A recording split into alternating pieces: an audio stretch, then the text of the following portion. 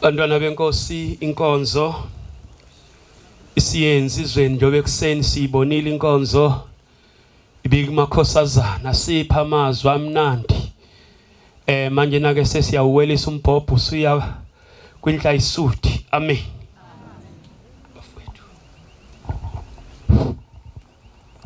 Namhla sibuyela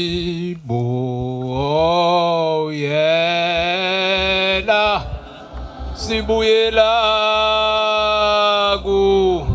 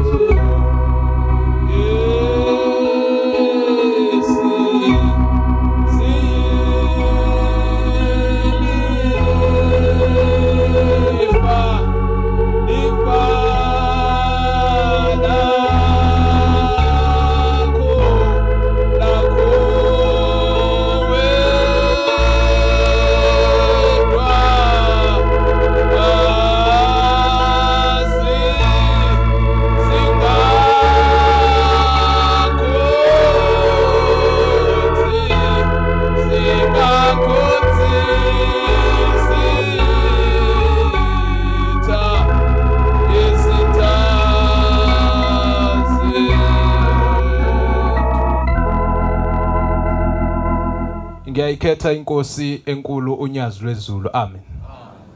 Zikhonze izinhle zenkosi, siyalibonga ithuba esilitholayo singabantwana, sibonge kubaba uMshumayeli. Akukho ebekumphoqa ubaba uMshumayeli ukuthi noma sesikhona kulolu suku namhlanje kwaziwa ukuthi usuku belikhonzelwe ukuthi visit yabantwana, kodwa akukho bekumphoqa ma ubese ngenza ngenye indlela noma benezinye inhlelo. Konke lokho bekuyobe kusemseni wakhe ngoba silapha nje kuumusa kababa uMshumayeli osabelayo lelithuba engathi besingaliphatha kahle bafowethu. Amen. Mhlasimbe ubese sikhulekela ubaba uMshumayeli enkosini. Ithi inqubo yalapha ekuphakameni ma usukhetha inkosi yasekuphakameni suku subingelele zonke izihlale ezisuke zikhona phakathi kwendlu. Amen. Engisho ukuthi ke sizohlala nje kuyo indaba kaShembe ngoba sizoncengisana uthando bafowethu likaShembe. Ukubuthana kwethu kule ndawo akukuningi esihlangene ngakho, kodwa singabantu abazoncengisana uthando lukaShembe ukuthi inkosi ngomhla wokuphela usibone.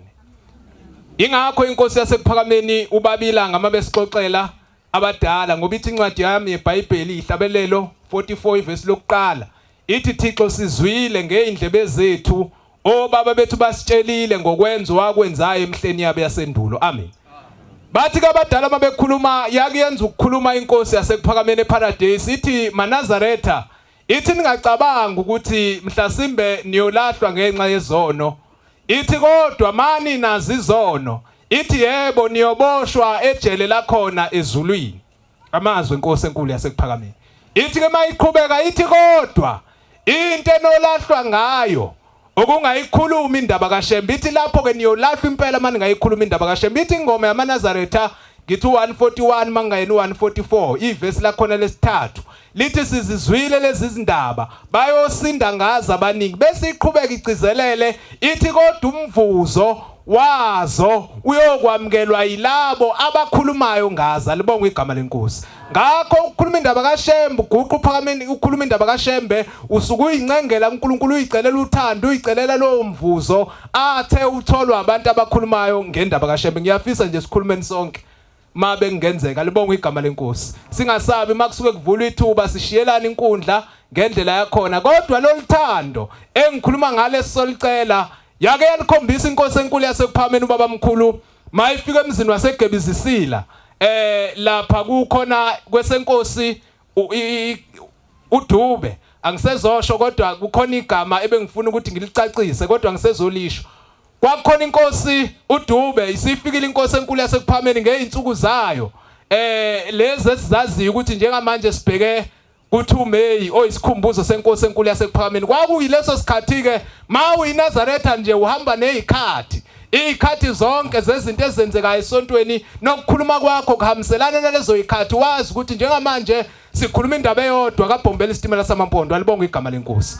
Make inkosi yasePhameni ifika yayisiyenza umusa nothando eyawenzela ibandla elalikhona lapha emzini waseGebisile ibandla lasempembeni eyalibona inkosi ukuthi hawu laba bantu sebandile kakhulu ngashiya bengabhabhadisiwe kuthiwa kwase kuhlelwa ngalolo suku ukuthi ngakusasa kuzokwenziwa inkonzo yokubhabhadiswa yakhonza inkosi yasePhameni enkosini uDube yavuma inkosi uDube kwase kusa ngakusasa uthiwa kwathi ekseni ngabo 3 kwase kuvukwa sekuqala kukhala isigubhu sekuphunywa kuyiwa lapha eCuphu lapho kwakuyobhabhadiswa khona kwichaphozi noma ilake yaseCuphu kwakuzobhabhadiswa kuyo kuthiwa kwakuhamba inkosi yasePhameni phambili kulandela inkosi yesizwe uDube lilandela ibandla kuhambe kukhala isigubhu wayesebahola waze wafika khona wathi mayefika lapha kwilake leyo ezobhabhadisa kuyo kuthiwa wafika lele iqhwa phezulu kwalo ichaphozi leli kwase kubukakala ukuthi kuzawukwenziwa njani ngoba labantu kufanele bebhabhadisiwe inkosi yasePhameni ithanda abantu bayo kuthiwa yama yayisifaka ubhoko phakathi eqhweni yalibhodloza iqhwa yayisingena phakathi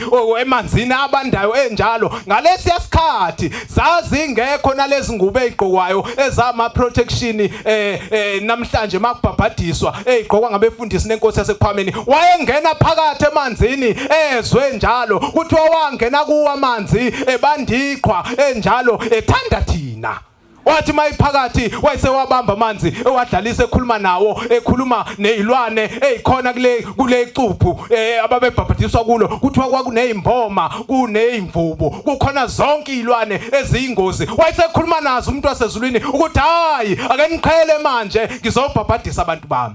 Uyabona umuntu obhabhadisayo uyame emanzini bese bengena bazobhajadiswa afike asondele eduze ambuze igama nesibongo lapho umile emanzini amanzi afika kuye esifubeni uyacabanga lawo manzi ayisi kodwa wami umuntu wasezulwini ethanda thina kuthiwa abantu ababhabhadiswa lapho baba u77 elokhemile ebhabhadisa ethi sibhabhadisa usibanibani wakwasibanibani kwelikayise lendodana likaMoya Engcwele ebafaka kathathu bonke laba bantu abawu77 baze baphela elokhemile emanzini uthando lolo olungefaniswa nalutho likaShembe ethanda abantu bakhe. Sizoncenga lokho ukuthi inkosi mawabathanda laba bantu waziwadela ukungena emanzini aneqhwa ubungesithandini nathi. Ilawo mazwa njalo njoba silapha nje siyintsha lelibandla sizokhumbuzana indlela kaShembe ithi lengoma kaShembe kade ngiyihlabelela ithi namhla sibuyela kuwe hayi thina sodwa kodwa thina nabantwana bethu. Ingakho uShembe mayifika kulobu umNazaretha wafika nabo wabuthula kubazali bethu kodwa kwangaphelela kubo wathi nabantwana niyobazala niyozala abantwana bayokholwa umntwana okhulayo kuleli sonto ma eseseswini kunina wakhe kuba nenkonzo enziwayo phezulu kwakhe yababelethisa ihlatshelwe ingoma ekhulu siyobazala bephilile abakholwa izwi lakho usuke emukelisa ubungcwele bufakwa kuye saseswini sikanina okufakazela lamazwi asemthandazweni wokulala ethi nasemathunjini kamama wami wangilondoloza ebese ekhula lo mntwana ekhula ngokukholwa kufika isikhathi sokubashaya insimbi ethe inkosi yasePhameni labantwana mabeshaya insimbi ithi basuke beshintsha ingilosi beyikhiphe egumbini ziyogada imizi yamaNazaretha ebeyikade igade ebusuku zibuyela eziyogada emini ziphuma ngalesikhathi beshaya insimbi kuguqa ibandla lonke bethandaza bebheke enhlana sezantsi bethi inkosi busukuphama nabaphakathi bakho. Basuke benza lo msebenzi onjalo owenziwa abantwana baqhubekela abantwana bese ebungcweleni noma kiwa kabheka bezayo kuyokwenziwa inkonzo yesidlo sabalele akubizwa umuntu mhlasimbe ogcotshiwe noma omdala noma onjani kodwa inkosi yasePhameni itholakala ibiza lezi ingane ezamashesha kungena iyinika amanzi ithi chelani bantu abami niphela ababaleli isidlo niyohamba nithi kubo inkosi kubusisa inkosi kubusisa inkosi kubusisa.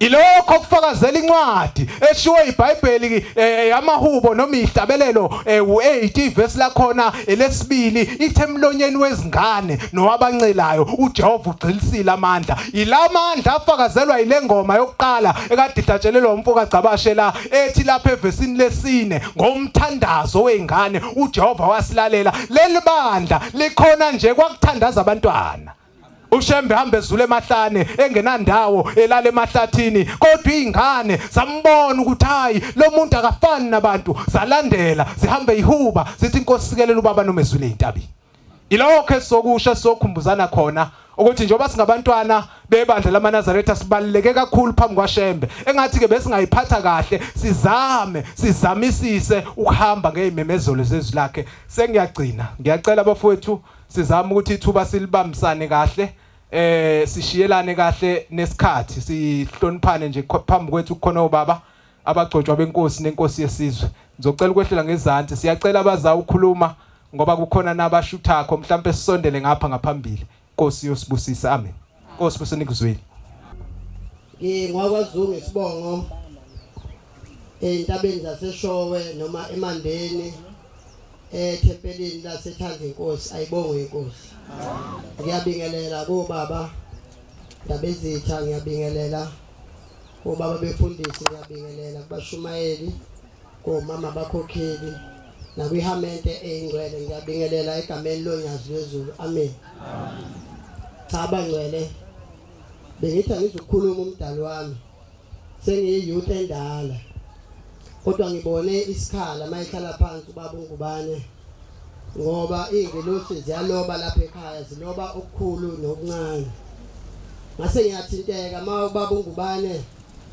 ekhuluma ngesihlabelelo 100 esithi sobeletha sinethemba sobazala bephilile ngelinye ilanga bangcwele eintabeni zasemandeni noma ngithi eshowe ubaba mkhulu sisensukwini zesikhumbuzo bangcwele ubaba mkhulu mayihamba lapha yana endaweni yaseNdulinde ehamba eshumayela leli ivangeli njoba ingoma kadisho ithi wayizule emahlane efuna mina nawe kuleli ivangeli mase ngifikile kuleli ivangeli mina sengidlala ngokukholwa mase ngifikile kuleli ivangeli sengixoxa umsebenzi kaShembe mase ngifikile kuleli ivangeli senginomona mina ngento engingayazi ubaba mkhulu kuthiwa washumayela eNdulinde ngenye imini baba mkhulu uyakhomba uthi batabami uthi lapha yana kuyoba khona umfula uthi lo mfula batabami uyompompoza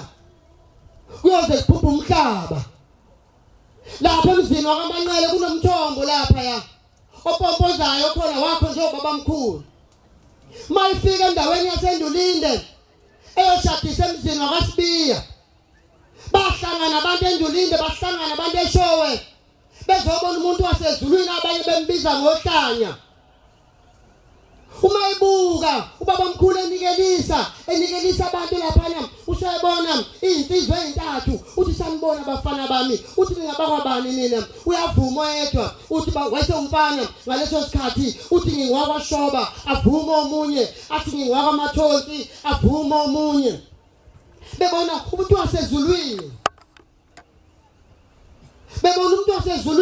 abanye bembiza ngohlanya abanye bethi udimbusi zabantu uthi nina abafana uthi ngiyanibusisa namhlanje uthi niyokhula nize nihudulwe ngeyikhumba uthi kubalekile ukuyiphatha kahle njengoba silapha bantwana sizoguqumezela lokho ukuthi niyiphathe kahle nilokhu kuhamba kwaShembe kwaseNazaretha nifunde yathi inyanga yezulu lapha kuleli bandla kuzoba nezifundiswa ezikhuluma isingisi ezihamba ngezimoto kunjani namhlanje ngisungisa wena baba uNgubane bekuthi baba uNgubane uyangena kule ndaba kanti ungena kwenye Mayinkosi ilapha yana emzini waseGibisile emkhayideni kuneqhubu lapha yana bathi inkosi ulanga phuma sikothe nabalothayo liyabahangula ingungumahlombe yayisenhlangakazi ngaleso sikhathi bathi kwabambeka ingane nizogijima abangcwele kwabambeka ingane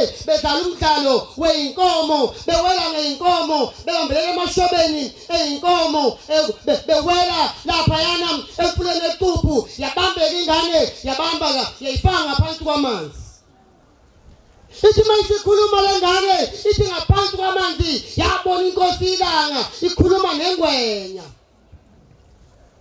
uthi ingwenya yayiphakamisa lengane yayibeka ngaphezu kwamanzi yabuya yashona nawo phansi okwesibili yaphinda kaze kwakathathu ngiyagijima abangcwele okwesithathu bathi inkosi ilanga yayisibhodla umlilo isinomlilo ngisemehlweni bayamazoba kumadwayingwe nathi siyamazi simbonile kodwa inkosi ilanga yayingekho emkhayideni ngaleso sikhathi inkosi ilanga yayisentabeni inhlangakazi zobesha ubaba umbomvu ehlala phansi ukuthi uyasaba ukubiza igama lenkosi yangaleso sikhathi lapha kwaDube babenza isivumelwane nenkosi ilanga ukuthi mawunenkinga uyongena kulendlu ebese uyakhuleka ukhuleke ubize igama lami ngiyakulizwa uJesu bazalwane eBhayibhelini sithola ukuthi wayengakwazi ukuthi abe omnipresent wayengakwazi ukuthi abe seyindaweni ezimbili ngesikhathi esisodwa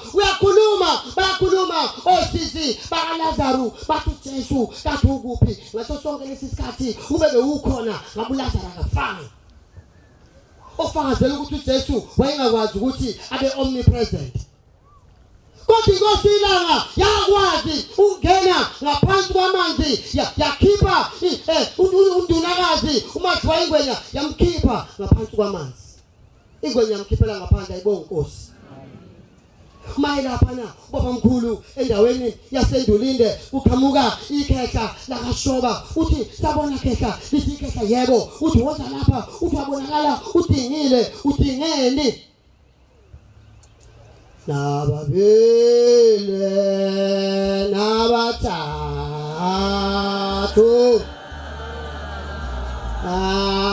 abekuthe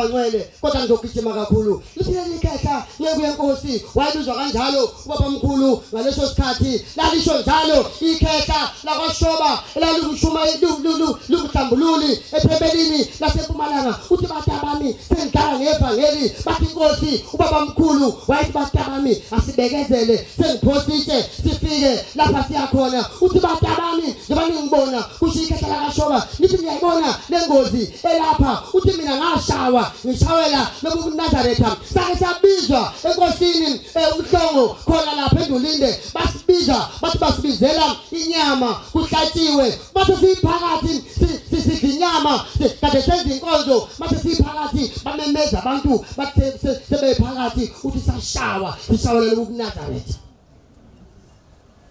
bathi baba kamfundisi umathunjwa wadinwa lapho wathi mina ngiyinsizwa wahamba washona ekhaya wayolanda isihlangu sakhe wabhuda wabuya bathi masina akwenziwa lokho wenzuka ethi ushembe usuyinazaretha lithi leli khehla lakwaShoba ngikhuluma ngelinye ikhehla njalo lithi leli khehla lakwaShoba lisinceku yenkosi anginabo abantwana sine sakwazi sami uthi kodwa manje ngiyabona vele ilanga selishonile ngeke ngisakwazi ukuthola abantwana uthi ushambe ukube mina angithunyanga ezulwini ngeke kuba ubathola abantwana kodwa kuba mina ngithunye ezulwini abantwana uzobathola bathula abantu bambuka babamkhulu bathi hawu noma ngabe ke kuthi izinto ziyafana kodwa kwazi ukuthi ikhehla nesalukazi singathola ingane uthi kodwa ushambe umlomo ongathethi imanga uthi batabami ngithi ngiyanikeza ingane uthi ngelanga engabona ngalo umakoti ukuthi usiyakhululeka uthi angiyohlabelela isihlabelelo esithi sobeletha sinethemba uthi ubamba imbuzi intondolo Shoba umehla kwesibaya ebese ubikela abantu bakini wathi mayibonakala emobonakala losalukazi ogane kwaShoba mayibonakala esemuhle bazithi izalukazi zakwaShoba zithi noma bekuthiwa kuyafana kodwa akwazi ukuthi isalukazi singathola umntwana uma seyishayile izinsuku zokuthi athola umntwana lo gogo wakwaShoba izalukazi kwathi sahlangana ngamakhanda kwabizwa abantu kwabizwa insizwa kwathiwa akuvinjwe ngazonke ngoba kwakuye kwenzeke umuntu elunjiwe ethakathiwe angamtholi umntwana kodwa mkhambazana uqamu athethe uqamu noma ibanda noma intoni bavimba wazala umntwana ayibonge inkosi ngoshambo njalo bangcwele ngabe ngiyaqhubeka inkonzo akuyona yami inkosi busise nikuzwile kuze kube phakade amen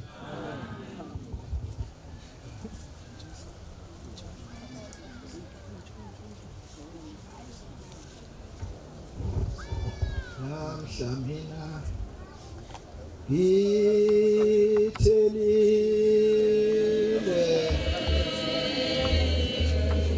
Alicia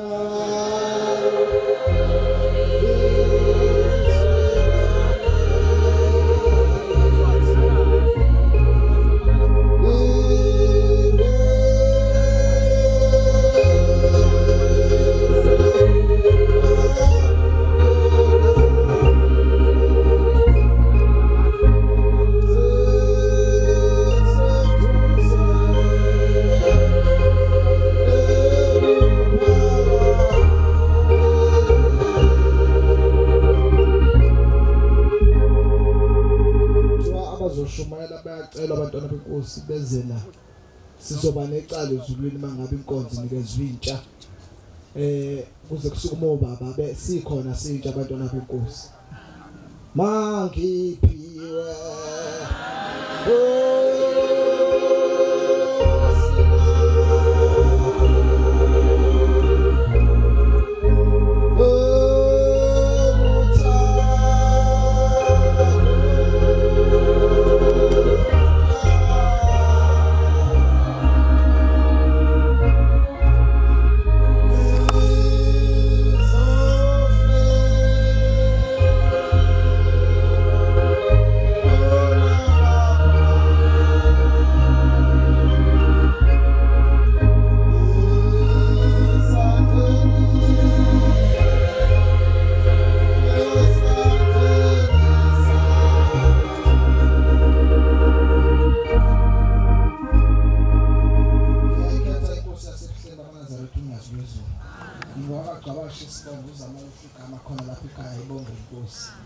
abantwana benkosi izizweni yamkelekile sekhaya siyavuka sekunifikile abantwana benkosi sivule izandla nje ukuthi abantwana benkosi balidle kahle ivangeli ayibonga inkosi ma ubhombela ihlobo zenkosi insizwa zevangeli ikhuluma ngayo ezidimeleni ziyakhuluma ngale insizwa yevangeli ewubhombela ikhuluma indaba kaShembe ukhona insizwa eshuka insangu la esitimeleni mayishuka insangu lensizwa ithi hayi ngiyathanda ukulalela abantu bakaShembe bakhuluma inganekwane eziningi yayifika ishuka kahle lensizwa bese iya kwiCoach yamaNazaretha ihlobo zami ngiyagijima ma insizwa zezulu zikhuluma kahle ngoShembe ngoba nje inhlayisuthi izokhuluma kahle ngoShembe mangabe yona igama likaShembe ithi zonke lezi sizizwa yithuka uShembe kodwa mekhuluma kahle ngoShembe bonke labantu bayobuya ngelinyanga seqondo lomhlobo ma ihlobo zami ezinhle enkosini ngigijima zikhuluma lensizwe indaba kaShembe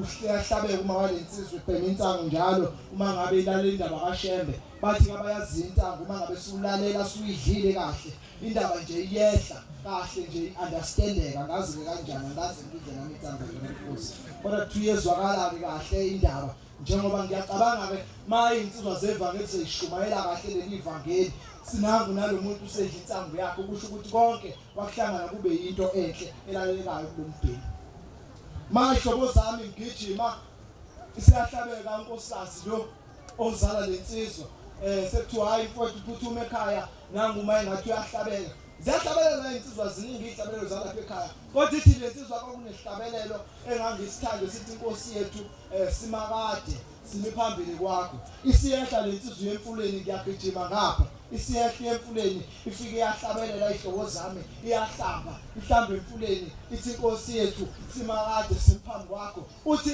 ubona ubhombela ihlobo zami ehle entabeni njenganazi imbokodo la nangu ubhombela ehle eshophekelele imbokodweni uyakulensizwa uthi mfana wami ngiyakuzwa uthi ngiyakuzwa mfana uyangibiza kodwa indlela oyimbathe ngayo angizi umuntu mayimbethe kanje bathi ingubo siyekhasi yophilisa ngakho manje ithi lensizwa yasephakameni ihlobo zami mayikhuluma iqhubeka nale ndaba uthi nanga ubhombele uyositha nanga ubhombele uyositha ihlobo zami uthi nanga ubela waye wangena ngalensizwa ubhombele akasakhonjiswa umuntu walensizwa kodwa nanga ubhombele etholakala ehamba phambili nanga ubhombele etholakala ehamba phambili wangena kulomuzi ihlobo zami uthi wampeka akazi ubhombele waphelela uma wakhe kadelele lapha eyizini uyangena endlini hayi bona uma usehleli ngezinga uthi yini ma uthi hayi kunendoda engenayo manje ngiyaphambana nale ndoda lo uphume eminyango ubhombele ungena endlini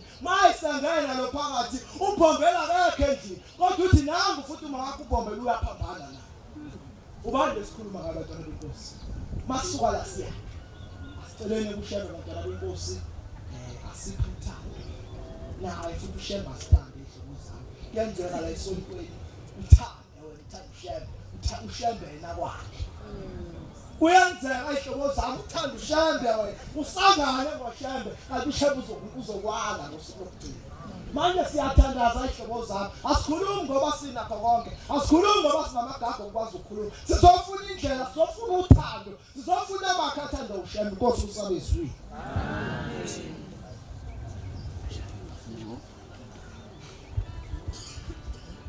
ukhola bethola maphi nayithemba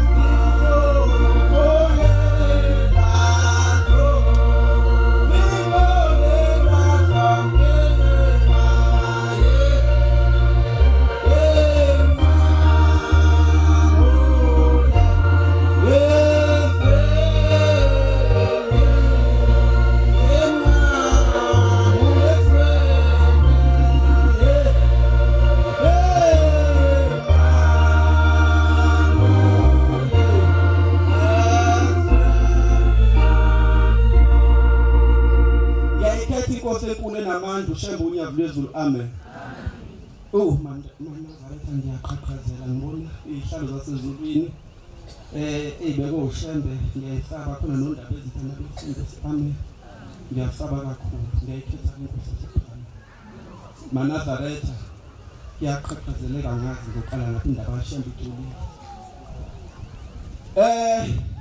bangcwele ushembe uNkulunkulu Ngizoni kumuntu ithemba lapha sekunenkinga yokuthi abantu abasebenzi bonke sekunesifo esibi sokuthi umsebenzi awutholakala Kuye kwathi sengicabangile sengihlala iminyaka eyishumi ngawuthola umsebenzi wasethi umuntu uzibulala Ngingwakashoza isibongo Ngomalume wami ikaNgcobo akabonga uNkulunkulu. Uma ngicabanga le ndaba ngithi akuyibulale wayesethi umuntu usuyile ngokukhuluma noShembe uyobuza kuyena ukuthi kambe yini ekudalele yona. Ngase ngiqonga isibindi bangcwele ngase ngiya kulunyazi ngoba mase sekuphela ithemba yehluleka ukuthi uzokhuluma uthini ngoba uthi ngolatha ikinto ezomhlula. Ngase ngithi kade uyena uShembe unikiwe namandla ukuthi ngolikhulumile nami futhi ngayibona ngiyinqoba izinto. Likhuluma nami ayifona lese la khuluma nje nami la ngibiza phakathi kuJuly la khona mfana odlala. Ngambona uShembe namandla akhe ngathi ngiyanyusa ikhanda la nganyuka belinesithunzi esisabekayo kakhulu uthingo lamakhosazana. Ngitheme ngifika onyazini eClermont eSugar Ray ngacela omunye indaba ezithi ngicela ungiphelezele. Wathi khululeka wona. Ngitheme ngifika nje onyazini. Awu manaza kwathi kuphele kona ukukhoma ngiyacela uShembe akubuyisele. Ngathi Shembe ngizocela ukubuza ukuthi ngizubani ungidala yini ongidalele ngoba ayikho into elunga kimi. Ngizubani nje ngifika ngiphethe ngifumbethe esandleni sami mina ngifumbethe ngoba ayikho into elungayo. Ngase ngishilo ukuthi ngiyoyibulala futhi kwakhona lapho mengiphoxe ngoba uShembe uyakufutha umphetho edimu. Ngakishilo ukuthi ngizoba intshumayelo kuManazaretha vele. Impendulo kaShembe. Kodwa ngathi angiye ngiyoyilahla kokugcina. Sengibukile nesihlahla la ngizophuma ngibheke ngakhona ngingaphinde ngibonanga. uShembe wangithanda Manazaretha. Hawu, yayihlehla into kaMayekisa yafiqhi yami. Yathi hayi, inkinga yakho ujafile. Yathi uzosebenza inkinga yakho ukuthi ujafile. Hawu Manazaretha uShembe uNkulunkulu. Manazaretha kwafika inkosi ilanga. Kumina esungilele yathi namfana awungithandi wena. Kodwa mina ngiyakuthanda. Hawu Shembe ukubona kanjani ukuthanda? uShembe ukwazi ukufunda inhliziyo mina ngithandaza ngiqala enyangeni yezulu ngiyothingweni ngiyonyazi ngoba ibona uShembe ngifikele kubona emhlabeni. Kodwa uShembe ukwazi ukubona ukuthi angikho kahle enhlizweni yakho kade ngifuna ukukhombisa ke namhlanje ngithanda kanjani. Sengiyifundele i-teaching wafika ulanga wathi ngitshela futhi ngiyokufaka kuphi. Wangifaka esikoleni esingabelungu bangcwela kabonga uNkulunkulu. Ngababona labo belungu ungakaqashwa inkosi la ngiyitshela ukuthi mina ngiyokufaka lapha. Kuthe noma sebezama ukungikhipha. Hawu ngathi ngiya-invigilator ngikade ingane ziyabhala i-exam yasuka ingane yasemlazi. Isho ukuthi idlalo leza ngade ikhulunywa ngayo la. Ithi le ngane hayi iyakopela ifuna i-answer ngekani kwenye ngithi hey ngekwenze lokho la kumina. Ithi le hayi uzokwenzani? Kuthule kuyabhalwa. Hawu waphela futhi umsebenzi. Ngoba uthi uShembe kunika bekuqupha futhi omubi. Hawu ngathi ngithi ngizama ukuyiphuca iphepha esiubamba uthaya ngathi wafika ekhaya. Hawu sabamba. Ngithatha ngiyibambile ngiyipress odongwe ngithi ngiyashaya. La nje ngangifuna amazinyo asale phansi. Hawu uShembe wangibamba. Hawu ngathi shawudonga shaya isandla safuthi asemthani. Kanti uShembe wayesengibamba ngase ngiphumile vele. Ngase vele ngifakwa lapho kwa-education ngifakwa vele uShembe ungifaka vele angikhokhile mawungakhokhile kusebenza kuhlupho. Ngathi ngiyangena lapha awuNdiya njani ngifuni lu principal. La vela iNdiya lathatha idaba lami lelisa ku-department. Ngiphuma ku-department ecaleni ngifika nje. Ngase ngifonela umfundisi ukuba bese eGoli nje zolo lokho. Mavuso ngize ba. Sengiboshile and ngiyaphuma futhi emsebenzini ngibonile isikole sami sinamakhamera yonke soba. Lutho uShembe isiphi isikole osebenza kusona ngisisho athi ayikhuleke ngekwenzeke lutho. Hawu ngathi ngithina semzimbeni sengathi ukuphuma ngisho kuManazaretha. Ngibona ukuthi ngizothini kade ngithola izolo awusekho futhi. Hawu bathi mebefika lapha yana bathi sicela uvume yonke into ngoba ayikho into ozoyiphika vele ikhamera ikhona. Hawu ngavuma Manazaretha usethi kuthiwa laba baphethe icala ke hayi ngoba ungaphindisha ngoye lithunyazwe mengiyobikela sengiyokhoma lithunyazwe utakiweni lithunyazwe angitshelanga ukuthi ngothisha lithi ingane zamhlanje ishawuthi oyiyangishigibele phakathi desk uyeke hambe phe kwami uhlale phansi uthule uthi uthatha imali ephela kwenyanga lapho ungaphindwa ishawuthi phela umsebenzi wakhe. Ngathi baba ngiyacela ngizocela kuwena ngicela ungaphindi wathi ngikuphela inkosi kubusisi. Hawu Manazaretha kuyasebenza ngoNkulunkulu akabonga. Ushambu zawuthola umsebenzi ongawuthola. Ake ngisho le ndaba ke sengigcina sengihlala phansi einganeni. Ngelinye ilanga kwakukhona ingane esigwili nenye inkosi yami ezixakekele nje. Lenye ixakekele ihamba ngenyama esikoleni bakhumbula abadala ukuthi bekhanjwa ngenyama ukuthi umuzi wakina umile kahle. Ngizama ukusiza izingane, ngizokhuluma kakhulu ngeingane lapha kuthiwa akufunda inhlonipho. Sizovuselelwa nembeza sokwakha inhliziyo ukuthi zibe zinhle ngabonga uNkulunkulu. Lengane ke itheme ihambe esikoleni esidabuka leza lesigwili ukuthi lena ayinazi icathulo ngoba yayithi mebehambe ebusika besikoleni yayigijima iyongena ebulongweni lenze ukuthi inyawo zithi ukushisa kancane ngoba kunongqeqwa.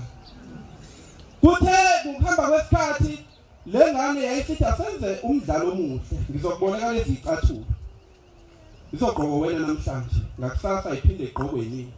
Badlala nje lo mdlalo ngoba inenhliziyo izalwa amakhono lengane yesigwili. Kodwa babengakhelene ngoba kwakuyigquma nje mozofika ngakubo engathi ngale lesigwili naleso phela engala nje basithe intaba. Nangaphela bawudlale lo mdlalo uqhubeke lo mdlalo uqhubeke. Begqoka icathulo beshintsha mase bafika ekhaya ayibuyisele lo. Wase equnga isibindi lo wesigwili wayesethi hamba nazikini namhlanje. Wayesethi lo okay ake ngihambe naso wasefika lo wesigwili acele kubazali bakhe mama inkinga lapha.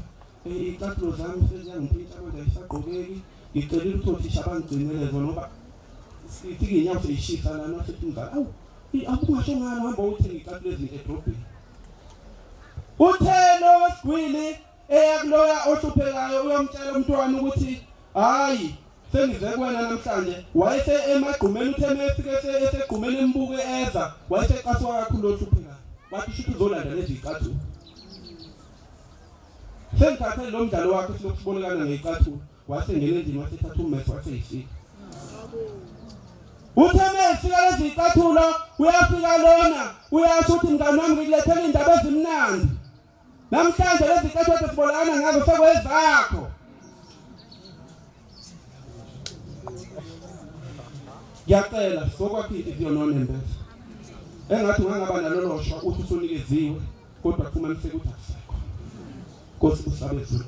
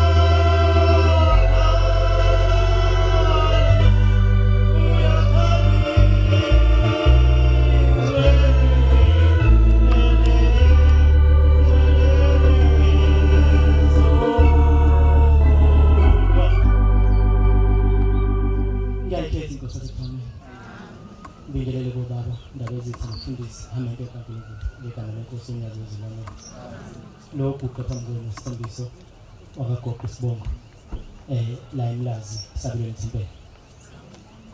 Ngizokhuluma ngento ezimbili nje kuphela. Khuluma nathi kakhulu siyintsha ngoba kunento thina sisilahlekele ukukholwa sekumnandi ukufika la enkonzweni kanje ngoba kusuke kuzodliwa ngidlile nje ngiphinde kathathu. So thina ke sekumnandi ukuhamba inkonzo zokudla kodwa khona sisilahlekele. Kuthiwa ngenye imini inkosi ilanga ingakahlali esihlalweni yayinomngane esikoleni. Sabe abangane abaningi kufanele udekele inkosi ilanga yifundisa umngane wakhe. Ngo9 babethandaza, ngo6 bethandaza. Salo bakwenze isidi isikhathi babangane. Kwase kufika isikhathi safika inkosi ilanga esiyohlala esihlalweni. Wayesethi umngane wakhe, mina ngisakwazi umngane nawe ngoba wena usumkhulu. base beyaqhelela kodwa umngani wangakhohlwa ukuthi ngo9 kuyathandazwa ngo6 kuyathandazwa sawaphela iminyaka Nkosi ilanga ihlele ehlalweni uthi umngani wathi ehlele ngemini ekube egcekeni kwaseqhamuka imoto ngesangweni methi abone emotweni phuma Nkosi ilanga ithi hawu mngani wami uthi lo abamba yeke bengene bexoxa kancane ihambe Nkosi ilanga asale lokushaya u6 aguqa athandaza kwasa kusasa u9 waguqa wathandaza kwaphinde kwaphela esinye isikhathi eside wathi ehlele kube egcekeni nayi imoto ingene esangweni langena futhi Nkosi ilanga uthi mayingene imbiza ngomngani wakhe uthi waqala manje le nto esimudla emoyeni ngumngani kanjani nomuntu omkhulu kangaka wayesecela abazali bakhe sithutheni la ngoba lo muntu omkhulu ufika njalo la ekhaya bathutha baya kwenye indawo bafike bakha bahlala wathandaza ngo9 wathandaza ngo6 wathi ehlele ngazelele yangena imoto esangweni yehla Nkosi ilanga emotweni yathi hawu mngani wami wayeseyabuza manje angeke ukwaze kanjani la ngoba wena la wazi khona sengithuthile khona ithi Nkosi ilanga hawu wena ngisho ngayaphuye umuntu azoguqa uthandaze ngo9 uthandaze ngo6 mina ngiyohlala ngikwazi ukuthi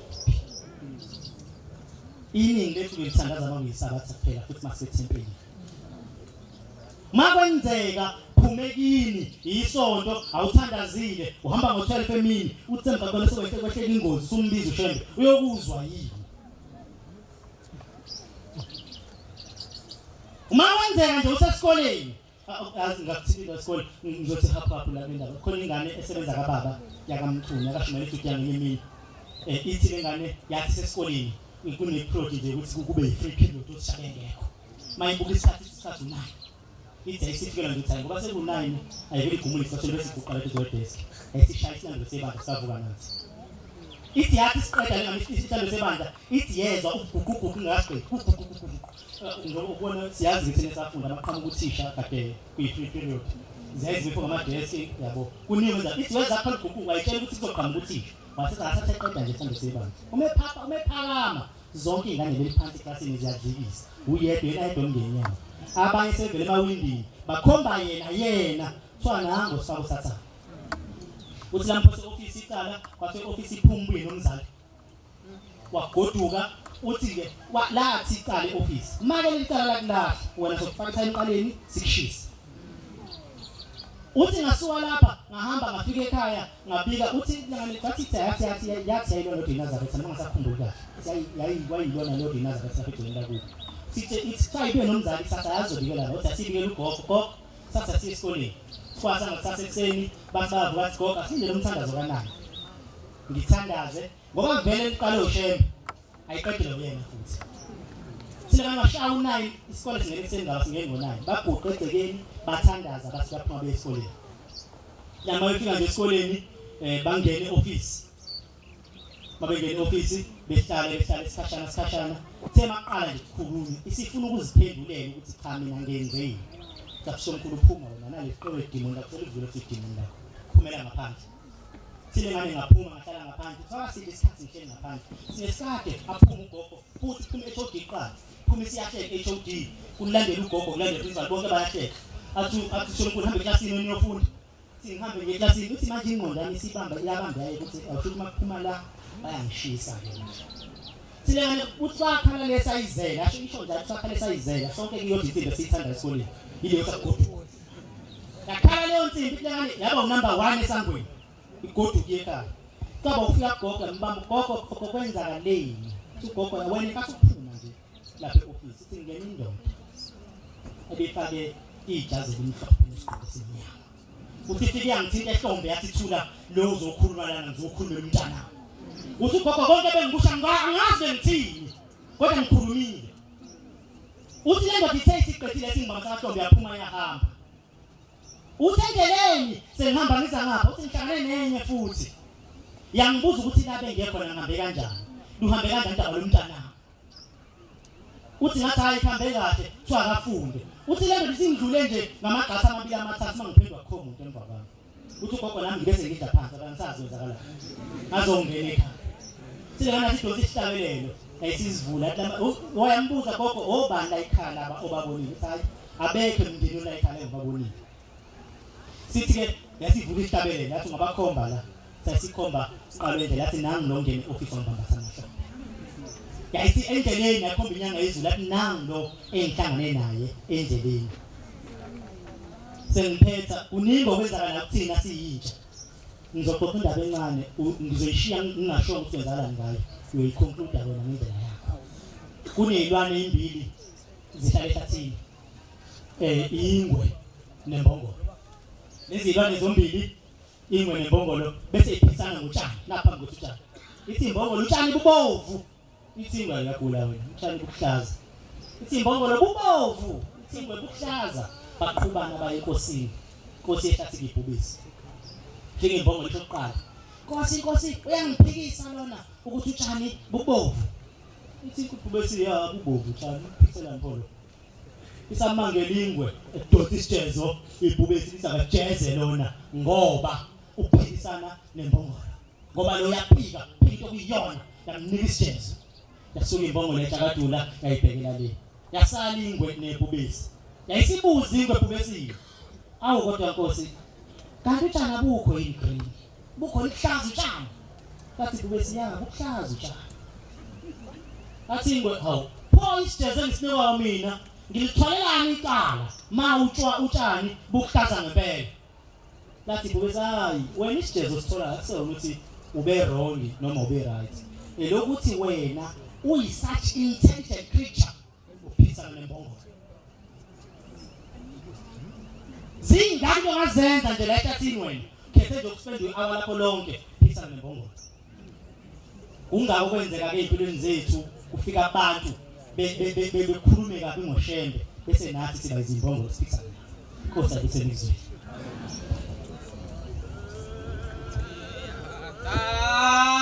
Anda mena ukukhonza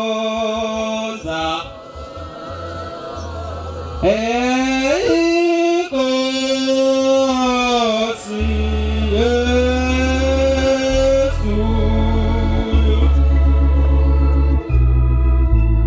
eyathanda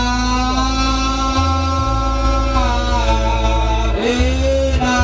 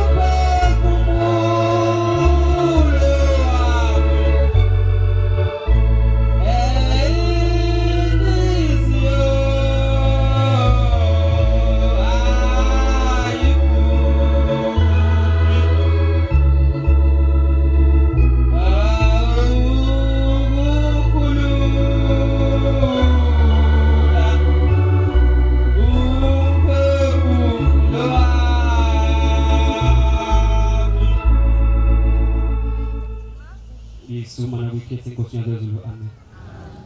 Ngithanda ukubingelela Nkosi efana nabafakazi bethu nabefundisi nabashumayeli nabakhokheli ngesikhathi sizolweni ngihame ngiyabhekela amen. Bantwana bokumkhonza umntwana oguqile usiyami siboko kwaKambutso kodwa kuyintabeni seJalgate South Coast ngokuhlala ngihlala lapha eLoku ithempeli engiguqa kulo izizwe zonke ethempeli phambi kukamshumayeli uDonda nomkhokheli ukhwela amen. Bangcwele ngenye imini kwakuney'nsizwa ezimbili kulezi nsizwa ezimbili khona enye ayisili Nazaretha enye iNazaretha leli Nazaretha njalo kuhleli ntweni mngane wami asike sihambe siye esontweni nangamasabata siye esontweni na-23 siye nomgidi sike siyogida ithi le ngeSinazaretha hayi inkinga ngana sizohamba kodwa lethi maselifikile usuku lesabatha le ngeSinazaretha ithi hayi mina ngazukuya lapha le enye yayisifikelwa uthando lokuba ivakashe kwelinye ithempeli yayithitshela umngane wayo wayesevuma base beya enkonzweni. Kodwa lensizwe iNazaretha yayisihambisa isikhathi ngoba ifuna ukufika inkonzo isingenile. Lensizwe ekhambeni kwayo yathi beyifika isebugqamama nesonto yayisibona ukuthi khona umvangeli yayisijabula kakhulu ukuthi ha namhlanje ungana uzoyikhetha inkosi khona umvangeli awumvangeli abeshumayela kahle umuntu ekushumayela imvangeli uyayikhetha inkosi. Base bengena ngaphakathi endlini yokukhonzela bangcwele. Umvangeli wayesesukume enika yona lensizwa. Yayisiphatheka kabi lensizwa ukuthi hawu sekujabuleka ngako ukuthi umvangeli wena uzophatha inkonzo seyinikwa mina. Yayisisukuma lensizwa ifuna ukubhedesho wesabatha yayisiqeda yayisishumayela. Uthe kushumayeleni kwayo lensizwa lengethi iNazaretha yayisibona uNkulunkulu engene esangweni langena khona abantu besilisa. Ithi lensizwa ongeneni kwayo baba ubesengena emaphakathi kwalensizwa eshumayelayo. Uthi lo baba ubengena afika avala umlomo lensizwa ibese idedela ikhuluma konke akushoyo lo baba. Uthi lo baba ubesephuma eseqedwe ukushumayela lensizwa. Lensizwa engakholwayo yayisiphumela eminyango iya kumngani wayo ithi hawu mngani wami kade awusho ukuthi la ngikhonza khona ngikhonza uNkulunkulu. Isiyabuza le ukuthi kanti ngwana ngiboneni. Ithi mngani wami kuno baba ongenile lapha. Uthe ushumayela wena wasengena lo baba ubevala umlomo wonke amagama ungiwasha besho wena emlomeni wakhe. Thina bantu esakona ushebo uNkulunkulu. Bangcwele nikhole khona indaba efikayo. Ngizobe sengisho ukuthi ngikhala phansi. Bangcwele konensizwa yakwambatha lensizwa. Ithi mayithatha indaba ithi yona yake isikole ngo-2004 kodwa izange yawuphatha umethu kwayo. Ithi yayisihambe yokusebenza emaplazini yaba uMadimboyi. Ithi lensizwa kusebenzeni kwayo konensizwa yakaGumbi eyiNazaretha njalo lensizwa njalo ngo-6 iyathandaza. Kwathi ngenye imini lensizwa ubuye emsebenzini yakaBhatha bangcwele yafika lensizwa yakaGumbi sizoqala ukuthandaza yabisicela lensizwa yakaGumbi ukuthi insizwa yakaBhatha becela sithandaze. Yayisiphuma lensizwa yakaBhatha basebenzi guqa bethandaza. Yayisithi lensizwa yakaGumbi Bhatha lapho ubaba ungithumile lapha kuwe ukuthi angikhethe ngesabatha uhambe enkonzweni. Yayisiphuma kahle lensizwa. Kodwa yaqala yaphika athi mina ngithini iNazaretha uNazaretha. Laseshaya usuku lwesabatha yayisihamba lensizwa yakaGumbi abasebenza nayo iye esontweni. Yayisisala yakaBhatha athi mina ngazobuya lapho. Yayisithatha ibhayisekile enikwa abelungu lapho isebenza khona. Yayisijike ngibaqala lokuqala yaphinda yajokosa lethi ijokosa thatha yayisishawa imoto yayisithula khona lapho. Ekuthuleni kwayo lensizwa yayisihamba umphefumulo wayo usuphuma kuyo ushiya umzimba wayo. Wawusufika emkhathini ithi lensizwa ngase kubuka yonke into ayisiyenze ngaphansi bekhupha umzimba wami sekukhona namaphoyisa lawo abalanda iy'gumbi. Uthi base bebhala ukuthi base kuqhamuka ubaba. Uze baba wathi kimi u-AK Shembe. Bangcwele masikhumbula kahle AK Shembe inyanga yezulu amen. Uthi yayisikhuluma uthi mzukulu ungani lapha. Uthi mzukulu njengoba ulapha bekuthumelile lensizwa bengithumele kuwe beyithunywe yimi. Ukuthi bekhona uhambe enkonzweni kodwa wena uzange uliphikisile izwi lami. Ithi kungani uphikisa izwi lami? Ithi njengoba ubona mina igama ngu-AK Shembe kodwa wena bazokubiza ngo-AK Shembe uzokubiza ngenyanga yezulu amen. Uthi basebexoxa uthi bexoxa nje bayabuka ezenzeka lapha phansi labo ababhalayo baka-forensic bayabhala izinto ezenzakalile ukuthi ushayise imoto ngasikhathini kuphi kanjani. Uthi yayisibuza lensizwa yakaBhatha kanti baba yini namkhulu yini ethumbethe esandleni. Yayisithi inyanga yezulu umphefumulo wakho. Uthi lo baba kaBhatha ngase ngidlalela ukuthi lo baba uzothini kumina. Yathi Bhatha lo mphefumulo wakho uzobuthela khuluma ungena ukuthi uzongena kanjani. Uthi lensizwa yakaBhatha kwase kwefika inkungu emhlophe uthi ayisingene enyaweni zami ezwaneni zami amen. Uthi ngene kwale inkungu enyaweni zami uthi laba abazokulanda isidumbu uthi base beyikukula lento abafakele isidumbu uthi ngase vuka ngikhala ngezinto uthi base bebaleka bonke beshiya kanjani isidumbu sami. Uthi ebhukeni kwami ngase ngiyababuka uthi base bebuthi baba kwenzakaleni kodwa uthi ngangingenawo amandla uthi kwangakhulumeki uthi kodwa bamnika amandla kakodenge waphuza waqeda kodwa waqhubeka wangakhulumeka. Base bamnika amagcwele 5 liter waphuza kodwa amandla uthi ayingenawo wawusuyawo 5 liter amanzi ayachitheka. Wayeseyakhuluma kumbe ukuthi njengoba ningibona nje kade kusemkhathini kodwa hayi wezulu besemkhathini wenyama besemkhathini womoya. Uthi lo baba ngibethe ngabuka uthi abangikholwayo kodwa bangcwele thina siyabona ushebo uNkulunkulu. Siyabona ushebo uNkulunkulu. Bantu abathi siyabona ushebo uNkulunkulu. Kungani singakholwa uNkulunkulu ushebo? Umfowethu bethu kade kukhwela lapho ke washo ukuthi thina siyafana nezimbongolo. Ngoba umuntu ukhuluma kabi ngoshebo kodwa thina sifuna ukumphikisa. Kwenziwa yini? Inkosi usemzweni.